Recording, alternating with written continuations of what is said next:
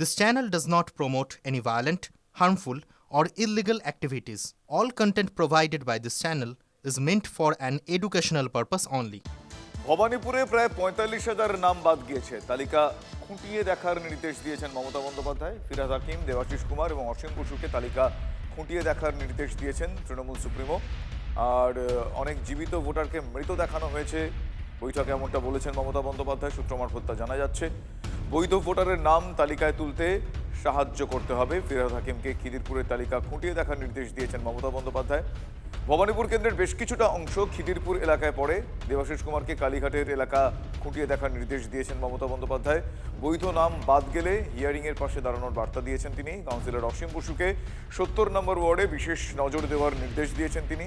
পাড়ায় পাড়ায় ক্যাম্প করুন, প্রয়োজনে বাড়ি বাড়ি গিয়ে সাহায্য করুন, কোনো বৈধ নাম যেন বাদ না যায় বার্তা দিয়েছেন মমতা বন্দ্যোপাধ্যায়। বহুতল আবাসনেও বেশি করে নজর রাখার নির্দেশ দিয়েছেন তৃণমূল নেত্রী।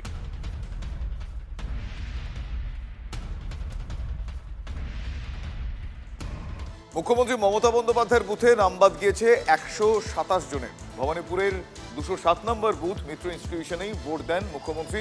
বিরোধী দলনেতা শুভেন্দু অধিকারীর বুথে ১১ জনের নাম বাদ গিয়েছে। নন্দীগ্রামে ৬৯ নম্বর বুথের ভোটার শুভেন্দু অধিকারী।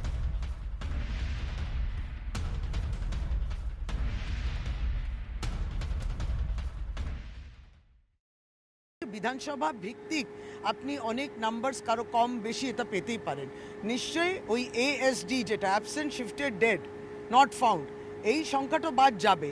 সেটা তো ভেরিয়েশন হয়, নাহলে আপনারাই তো উল্লেখ করছেন কিছু কিছু বিধানসভা কেন্দ্রে অধিকাংশ অনেকগুলো নাম বাদ যাচ্ছে, আর অনেকগুলো আপনারা বলেননি যেখানে কম নাম বাড়ছে। কম বেশি থাকবে, এইটাতে কোনো এটা কোনো রিফ্লেকশন নয়, এটা কোনো আয়না নয় যে ওখানে কম বাদ গেছে আর ওখানে বেশি বাদ গেছে, তা তো না। সংশোধনের কাজটা আরো ভালো হলে পরে হয়তো এত নামও বাদ যাওয়ার বিষয়টা আসতো না।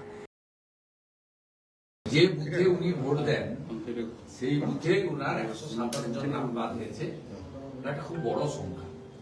একটা বুথে ৮০০ থেকে ১২০০ ভোটার থাকে, সেক্ষেত্রে ১২৭টি নাম বাদ যাওয়া মানে শতকরা ১০%-রও বেশি নাম। খুব বড় সংখ্যা। এবং উনি যে ভুয়া ভোট নিয়েই ওখানে যেতেন, এত প্রমাণ হয়েছে। ৪৬,০০০ নাম বাদ গেছে। কাঁথি পুরসভাকে শোকজ করল পুর দপ্তর। ৭ দিনের মধ্যে জবাব তলব। নির্দেশিকা স্পষ্ট করে বলা হয়েছে যে রাস্তা রক্ষণাবেক্ষণ থেকে শুরু করে বাড়ি বাড়ি জল পৌঁছে দেওয়া সব ক্ষেত্রেই এই বোর্ড চূড়ান্ত অবহেলা করেছে। নর্দমার গন্ধে নাভিশ্বাস উঠেছে বাসিন্দাদের। সঙ্গে রয়েছে চড়া হোল্ডিং ট্যাক্স। সমস্যার সমাধান চাইতে গিয়ে চেয়ারম্যানের দরবারে অপমানিত হতে হয়েছে বলেও অভিযোগ উঠেছে। সম্মিলিত ক্ষোভই শেষ পর্যন্ত পৌঁছেছে রাজ্য সরকারের কাছে। কেন বর্তমান বোর্ড ভেঙে দেওয়া হবে না তা জানতে চেয়ে ৭ দিনের সময়সীমা বেঁধে শো কজ নোটিশ দেওয়া হয়েছে। যদি ১ সপ্তাহের মধ্যে এই ব্যর্থতার কোনো সদুত্তর না মেলে তবে আইনের কোপে পড়বে পুরো বোর্ড।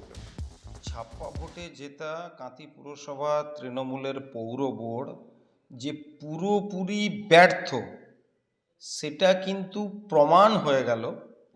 মানুষ তো আসলে এদেরকে ভোটে জেতাননি, যাদের জেতানোর জন্য প্রস্তুত ছিলেন তাদের হাতেই কাঁথি পুরসভা ছেড়ে দিতে চেয়েছিলেন, কিন্তু এরা জোর করে ছাপ্পা ভোটে দখল করেছে, তাই এরা তো স্বাভাবিকভাবে ব্যর্থ। আর কাঁথি পুরসভার কথা বললে যে তৃণমূলের কদর্য রূপের প্রকাশ আজকে কিন্তু বেরিয়ে এসছে তাদের আসল স্বরূপ।